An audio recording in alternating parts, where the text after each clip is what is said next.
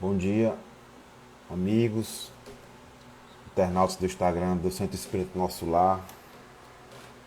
Meu nome é Antônio Neto, sou trabalhador da Federação Espírito Pioiense. Fui convidado pela nossa amiga Sueli para fazer hoje o nosso Evangelho online. E o tema hoje é Parábola do Bom Samaritano, que está no capítulo 15 do Evangelho segundo o Espiritismo, itens de 1 a 3. Porém, antes, a gente sempre costuma ler uma mensagem para harmonizar a nossa mente, o nosso espírito, para a gente ficar apto a receber os ensinamentos do Evangelho de Jesus. E a mensagem de hoje é do livro Marcas do Caminho, autores diversos. O título da mensagem é Caridade e Jesus. A história do bom samaritano, ainda hoje, compele-nos a reconhecer na caridade o caminho aberto por Jesus, a união e a paz entre as criaturas e não antes dele. Os papiros do Egito, ancião, não se reportam a qualquer sentimento. Qual da parábola capaz de reunir corações estranhos uns aos outros? Os documentários de Roma Imperial não evidenciam qualquer vestígio de semelhante demonstração de calor humano. As páginas da Grécia Antiga, conquanto se definam até agora por ápices da cultura filosófica de todos os tempos, não nos revelam indícios desse amor ao próximo, desacompanhado de indagações. Arquivos de povos outros que passaram na Terra antes do Cristo não revelam qualquer sinal desse imperativo de amparo imediato a necessitados que se desconheçam. Jesus, porém, com a história do samaritano generoso, inaugura um mundo novo no campo emotivo da humanidade, com base na assistência a qualquer irmão do caminho terrestre, que se veja em calamidade e penúria, sem distinção de credo e raça. Caridade onde esteja é a presença do nosso Senhor Jesus Cristo.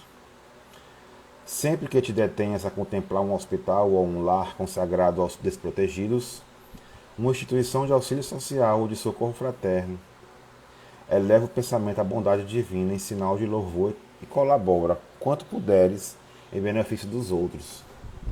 Através do ensinamento do Senhor, todas as criaturas válidas são naturalmente chamadas pelas leis de Deus, a sustentação possível daquelas outras que estejam caídas em provação. E sempre que te observes à frente de quaisquer dessas obras dedicadas à compreensão e ao amor, recorda que te achas perante a irradiação da luz divina, ou mais propriamente ante a caridade de Jesus. Emmanuel. Com essa mensagem que faz a gente refletir sobre a caridade, o único meio que nos leva à salvação, essa caridade que Jesus nos ensinou de maneira mais profunda, que é a benevolência, o perdão e a indulgência. A gente convida a todos a fazer a prece inicial. Quem quiser fechar os olhos para uma melhor concentração, não como ritual, da gente se conectar mais facilmente com a espiritualidade que está presente, né? Jesus mesmo nos disse que quando 2 ou mais pessoas estiverem reunidas no nome dele, ele também estaria presente. Então vamos agradecer a Jesus. Obrigado, Jesus amigo, pela essa oportunidade de estarmos aqui, reunidos, embora distantes fisicamente, unidos pela tecnologia, em teu nome, teus ensinamentos, que possamos refletir, colocar em prática, não ficar somente na teoria, para que possamos nos tornar pessoas melhores a cada dia, nos livrarmos das mazelas, dos vícios e a cada dia adquirir mais virtudes, para que possamos cumprir nossa missão aqui nessa reencarnação atual e seguir rumo à nossa marcha evolutiva. Com essa prece, pedimos permissão para iniciar o Evangelho online de hoje. Que assim seja. Graças a Deus. Então, meus amigos, capítulo 15, Fora da Caridade não há salvação. Item 1. O que de preciso o Espírito para se salvar? Parábola do bom samaritano. Ora, quando o Filho do Homem vier em sua majestade, acompanhado de todos os anjos, sentar-se-á no trono de sua glória. Reunidas diante dele todas as nações, separará uns dos outros, como o pastor separa dos bodes as ovelhas, e colocará as ovelhas à sua direita e os bodes à sua esquerda. Então dirá o rei que estiverem à sua direita: Vinde benditos de meu Pai, tomai posse do reino que vos foi preparado, desde o princípio do mundo. Porquanto tive fome e me deste de comer, tive sede e me deste de beber. Careci de teto e me hospedastes. Estive nu e me vestistes. Achei-me doente e me visitastes. Estive preso e me foste ver. Então responder-lhe-ão os justos: Senhor, quando foi que te vimos com fome e te demos de comer? Ou com sede e te demos de beber? Quando foi que te vimos sem teto e te hospedamos? Ou despido e te vestimos? Quando foi que te soubemos doente ou preso e fomos visitar-te? O rei lhe responderá: Em verdade vos digo, todas as vezes que isso fizestes a um destes mais pequeninos, dos meus irmãos, foi a mim mesmo que fizestes. Dirá em seguida aos que estiverem à sua esquerda: Afastai-vos de mim, malditos, e ide para o fogo eterno, que foi preparado para o diabo e seus anjos. Porquanto tive fome e não me deste de comer, tive sede e não me deste de beber, precisei de teto e não me agasalhastes. Estive sem roupa e não me vestistes. Estive doente no cárcere e não me visitastes. Também eles replicarão: Senhor, quando foi que te vimos com fome e não te demos de comer? Com sede e não te demos de beber? Sem teto ou sem roupa, doente ou preso e não te assistimos? Ele então lhe responderá: Em verdade vos digo, todas as vezes que faltastes com assistência a um destes mais pequeninos, deixaste de tê-la para comigo mesmo. E assim irão para o suplício eterno, e os justos para a vida eterna. Mateus capítulo 25, versículos de 31 a 46.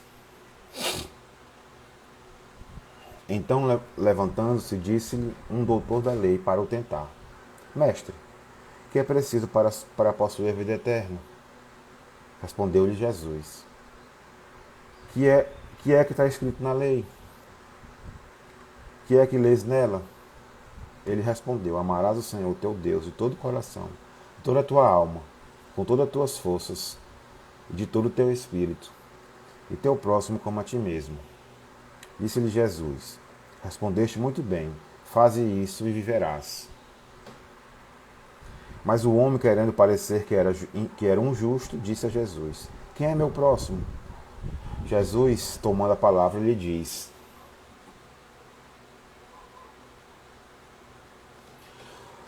Um homem que descia de Jerusalém a Jericó caiu em poder de ladrões, que o despojaram, cobriu de ferimentos e se foram, deixando-o semi-morto. Aconteceu em seguida que um sacerdote, descendo pelo mesmo caminho, o viu e passou adiante. Um levita, que também veio àquele lugar, tendo observado, passou igualmente adiante. Mas um samaritano que viajava, chegando ao lugar onde jazia aquele homem e tendo-o visto, foi tocado de compaixão. Aproximou-se dele, deitou-lhe óleo e vinho nas feridas e as pensou. Depois, pondo no seu cavalo, levou-o a uma hospedaria e cuidou dele. No dia seguinte, tirou dois denários e os deu ao hospedeiro, dizendo: Trata muito bem deste homem, e tudo que dependeres a mais, eu te pagarei quando regressar. Qual desses três te parece ter sido próximo daquele que cair em poder dos ladrões? O doutor respondeu: Aquele que usou de misericórdia para com ele. Então vai, diz Jesus, e faz o mesmo. Lucas capítulo 10, versículos de 25 a 37. Toda a moral de Jesus se resume na caridade e na humildade, isto é, nas duas virtudes contrárias ao egoísmo e ao orgulho. Em todos os seus ensinos, ele aponta essas duas virtudes como sendo as que conduzem à eterna felicidade. Bem-aventurados, disse os pobres de espírito, isto é, os humildes, porque deles é o reino dos céus. Bem-aventurados os que têm puro coração, bem-aventurados os que são brandos e pacíficos, bem-aventurados os que são misericordiosos. Amai o vosso próximo como a vós mesmos. Fazei aos outros o que quereríamos que fizessem conosco. Amai os vossos inimigos, perdoai as ofensas, se quiserdes ser perdoados. Praticai o bem sem ostentação, julgai-vos a vós mesmos, antes de julgardes os outros. Humildade e caridade, eis o que não cessa de recomendar, e o de que há ele próprio o exemplo. Orgulho e egoísmo, eis o que não cansa de combater. E não se limita a recomendar a caridade, põe-a claramente e em termos explícitos como uma condição absoluta da felicidade futura. No quadro que traçou do juízo final, deve-se, como em muitas outras coisas, separar o que é apenas figura e alegoria. Há homens como a quem falava, ainda incapazes de compreender as questões puramente espirituais, tinha ele de apresentar imagens materiais chocantes e próprias a impressionar. Para melhor apreenderem o que dizia, tinha mesmo de não se afastar muito das ideias correntes, quanto à forma, reservando sempre ao porvir a verdadeira interpretação de suas palavras e dos pontos sobre os quais não podia explicar-se claramente. Mas ao lado da parte acessória, ou figurada do quadro, há uma ideia dominante, a da felicidade reservada ao justo e da infelicidade esperada ao mal. Naquele julgamento supremo, quais os considerando de sentença? Sobre o que se baseia o libelo? Pergunta porventura o juiz, o inquirido, preencheu tal qual formalidade, se observou mais ou menos tal qual prática exterior? Não, inquire tão somente de uma coisa: se a caridade foi praticada. E se pronuncia assim: passai à direita, vós que assististes os vossos irmãos. Passai à esquerda, vós que fostes duros para com eles. Informam-se por acaso da ortodoxia da fé? Faz-se qualquer distinção entre o que crê de um modo ou de que crê de um outro? Não, pois Jesus coloca o samaritano, considerado herético, mas que pratica o amor do próximo, acima do ortodoxo que falta com a caridade. Não considera, portanto, a caridade apenas como uma das condições para a salvação, mas como condição única. Se outras houvesse a serem preenchidas, ele as teria declinado. Desde que coloca a caridade em primeiro lugar, é que ela implicitamente abrange todas as outras: a humildade, a brandura, a benevolência, a indulgência, a justiça, etc. E porque é a negação absoluta do orgulho e do egoísmo. Bem, meus amigos, essa passagem da parábola do bom samaritano faz a gente refletir sobre esse ensino profundo que Jesus nos repassa. Ele mostra que o sacerdote, um religioso, passa pela estrada de Jerusalém a Jericó, uma estrada que era uma rota comercial da época, né? Jericó, onde tinha muito comércio pujante na época, então as pessoas que adentravam essa estrada, eles carregavam consigo muitas somas materiais, dinheiro e outras, né, da época e outras iguarias. Então era muito visto pelos ladrões, saqueadores da época.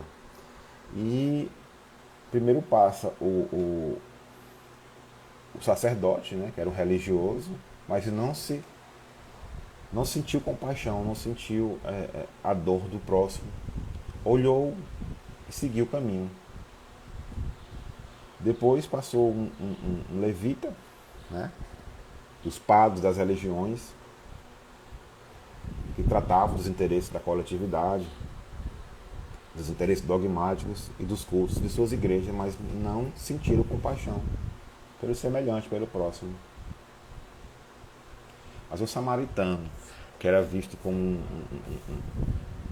um herético, um desertor das leis de Moisés, foi o único dos três que sentiram a compaixão, que sentiram a dor do próximo, curou, que sarou as feridas, hospedou e ainda disse para o hospedeiro, se tivesse algum valor a mais que ele não pagou, na volta ele iria complementar o pagamento.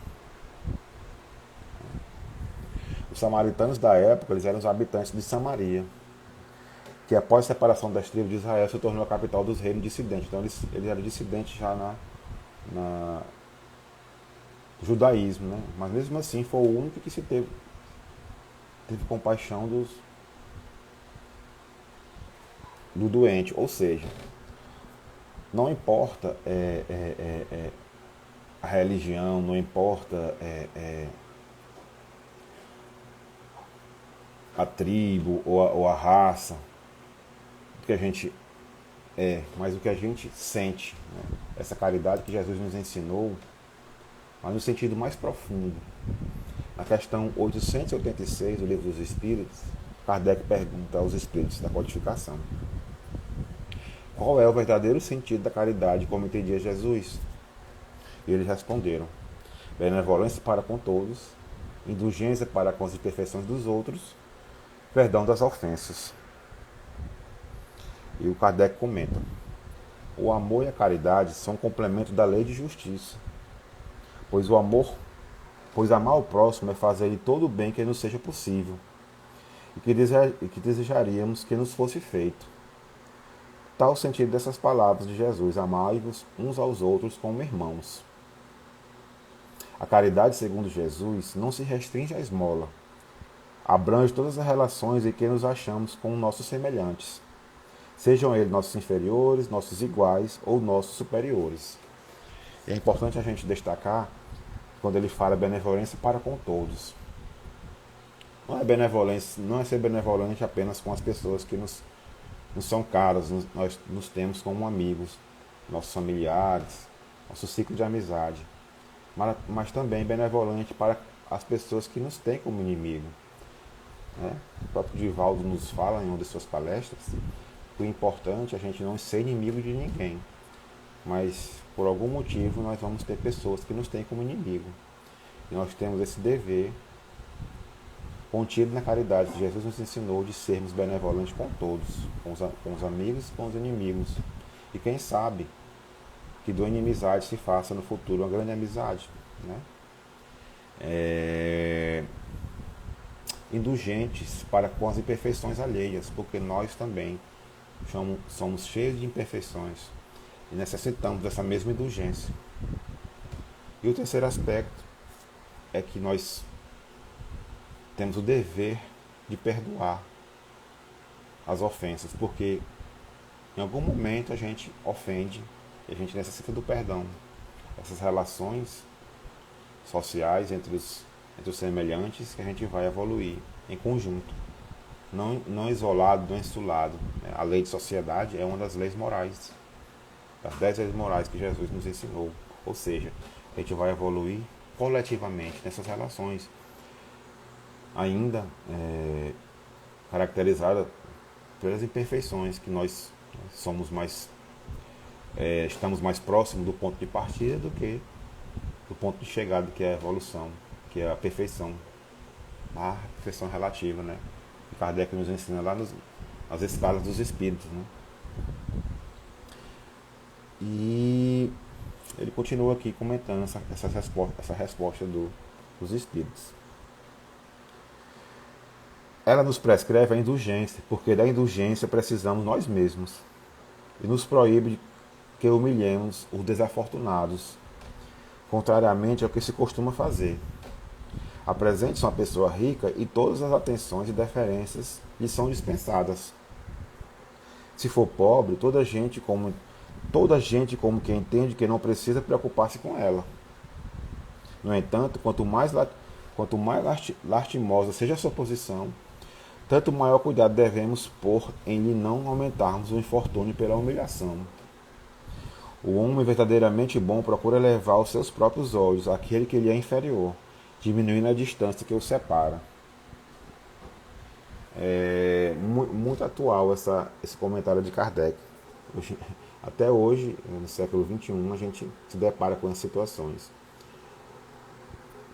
Se a pessoa for letrada, tiver status social, todas as atenções são concedidas, né? Posições diferenciadas em alguma situação. E do contrário, não. É o desprezo, né? É a indiferença. Mas esse convite que Jesus nos faz é justamente o contrário. De dar mais atenção aos mais necessitados, de carinho, de afeto, uma palavra amiga, de um ombro, de um sorriso, de um abraço. Essa é a verdadeira caridade que Jesus nos ensina, de maneira mais profunda. Mas a gente pode pensar, como é que eu vou amar um inimigo? Como é que eu vou amar uma pessoa que não me quer o bem? É justamente isso a próxima pergunta que Kardec faz aos espíritos. Jesus também disse, amai até os vossos inimigos. Ora, o amor aos inimigos não será contrário às nossas tendências naturais? E a inimizade não provirá de uma falta de simpatia entre os espíritos? Eles respondem ao Kardec. É certo que ninguém pode votar aos seus inimigos um amor terno e apaixonado. Não foi isso que Jesus pretendeu dizer. Amar os inimigos é perdoar-lhes. Ele lhes retribui o mal com o bem. Aquele que assim procede se torna superior aos seus inimigos, ao passo que o abaixo deles se coloca quem procura tomar vingança. Ou seja, o silêncio não ofensa,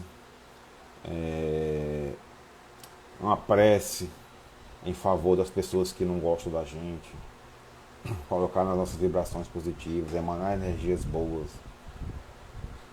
Isso sim é amar os inimigos. É não ter o mesmo amor com um amigo, que é praticamente impossível a gente ter esse sentimento. Mas essa sensação, essa prece em favor das pessoas, vai cortar esse elo de ligação, essa corrente que liga essas energias menos elevadas. E no futuro, quem sabe, essa inimizade pode acabar e a amizade pode brotar daí, quem sabe, né? E é justamente esse sentimento, essa sensação de dever cumprido, que essa parábola nos faz refletir. Quando Jesus diz que passar à direita dele, aqueles que assistiram os pequeninos, que deu agasalho, que deu atenção, e do lado esquerdo aquele que foi duro, que não se condoeu com a dor do semelhante. E ele é bem claro quando diz que os da direita vão adquirir a vida eterna e os da esquerda vão para o fogo eterno. Ou seja, o único caminho para a aquisição da vida futura, para a felicidade futura, que ele cita no final, é o da caridade.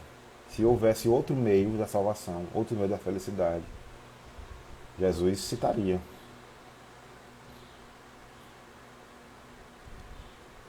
E a caridade material, onde fica? Jesus, ele nos ensina nessa passagem a caridade moral, que é justamente esse tríplice aspecto, que é a indulgência, o perdão e a benevolência. E onde é que fica a caridade material? E Kardec pergunta aos espíritos, a questão 888, que se deve pensar da esmola? Eles respondem para Kardec. O homem condenado a pedir esmola se degrada física e moralmente. Embrutece-se. Uma sociedade que se baseia na lei de Deus e na justiça deve prover a vida do fraco, sem que haja para ele humilhação. Deve assegurar a existência dos que não podem trabalhar, sem lhes deixar a vida à mercê do acaso e da boa vontade de alguns. E ele não se contenta com a resposta e replica: dá-se a reprovez a esmola? Não, O que merece reprovação não é a esmola, mas a maneira por que habitualmente é dada. O homem de bem, que compreende a caridade de acordo com Jesus, vai ao encontro do desgraçado, sem esperar que este lhe estenda a mão. A verdadeira caridade é sempre bondosa e benévola. Está tanto no ato como na maneira por que é praticado. Duplo valor tem um serviço prestado com delicadeza. Se o for com arrogância, pode ser que a necessidade obrigue que o receba e que o recebe a aceitá-lo. Mas o seu coração pouco se comoverá. Lembrai-vos também de que aos olhos de Deus a ostentação tira o mérito ao benefício. Disse Jesus: ignore a vossa mão esquerda o que a direita der. Por essa forma, ele vos ensinou a não tisnardes a caridade com orgulho. Deve-se distinguir a esmola propriamente dita da beneficência. Nem sempre o mais necessitado é o que mais pede. O temor de uma humilhação detém o verdadeiro pobre, que muitas vezes sofre sem se queixar. A esse é que o homem verdadeiramente humano sabe ir procurar sem ostentação. Ou seja, a caridade material, se ela for transformada em trabalho, em benefício, sem que o necessitado se humilhe, sem que esperemos algo em troca, é essa que Jesus não condena, é essa que Jesus nos convida a fazer. Ele convida mais que possamos inverter os papéis, ao invés de humilhar a caridade ostentosa, a caridade cheia de orgulho. Ele é muito claro, os Espíritos são muito claros quando eles dizem que a ostentação tira o mérito do benefício. Se eu faço a caridade, mas para me aparecer nas redes sociais, seja onde for, o mérito daí já foi anulado, né? Mas essa caridade silenciosa, sem humilhar o necessitado, se que a gente espere a gratidão, o obrigado da pessoa que recebe, essa sim vai nos dar méritos perante Deus. Mas e a gente pode se questionar: ah, mas se eu divulgar, vai influenciar as pessoas a fazer o mesmo. E a gente pode refletir. O bem, ele vai ter sua própria divulgação, sem que a gente se preocupe com isso.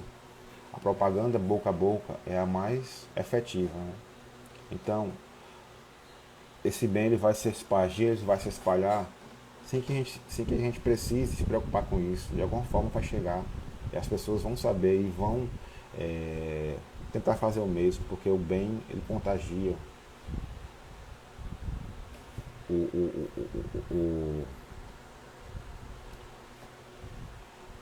Ele vai se espalhar de maneira as pessoas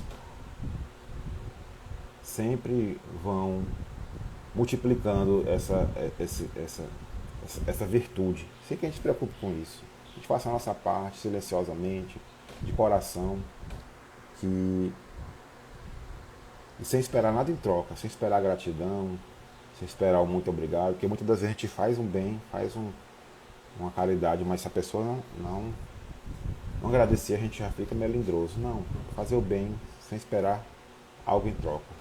E aí nós vamos estar cumprindo o nosso dever, essa caridade que Jesus nos ensinou. Então, meus amigos, era mais ou menos isso que a gente veio refletir, conversar sobre a parábola do bom samaritano, sobre esse ensinamento que Jesus nos deu, que não interessa a religião, não interessa a raça, não interessa a orientação sexual, não interessa de onde somos, mas sim o que sentimos, né? esse mandamento que ele resumiu, os outros 10, que é amar a Deus sobre todas as coisas e amar o próximo como a nós mesmos. Né? Se a gente tiver esse sentimento de compaixão, de se colocar no lugar do outro, de tratar os outros como a gente queria que fosse tratado, o nosso mundo vai acelerar nesse processo de regeneração. A gente vai se regenerar, cada um de nós internamente, individualmente, e, consequentemente, a humanidade vai evoluindo. Então vamos fazer nossa prece final. Vamos encerrar aqui com a nossa prece de agradecimento. Jesus amigo, muito obrigado pela essa oportunidade de estarmos aqui, refletindo, conversando sobre teus ensinamentos, sobre a caridade, e tu nos disse, nos revelou que é o único meio da nossa salvação, o único meio de alcançarmos a felicidade futura, pois estamos plantando hoje para colher no futuro, da mesma forma que estamos colhendo o que plantamos no passado. Então que possamos nos tornar pessoas melhores, nos livrarmos das nossas mazelas, nossos vícios que trazemos do passado, que possamos nos tornar pessoas de bem a cada dia mais. Com essa humilde súplica te pedimos a tua permissão para encerrar o Evangelho Online de hoje. Que assim seja. Então, muito obrigado, meus amigos. Muito obrigado, minha amiga Sueli, que nos convidou. E até uma próxima oportunidade. Um bom dia, um bom domingo a todos.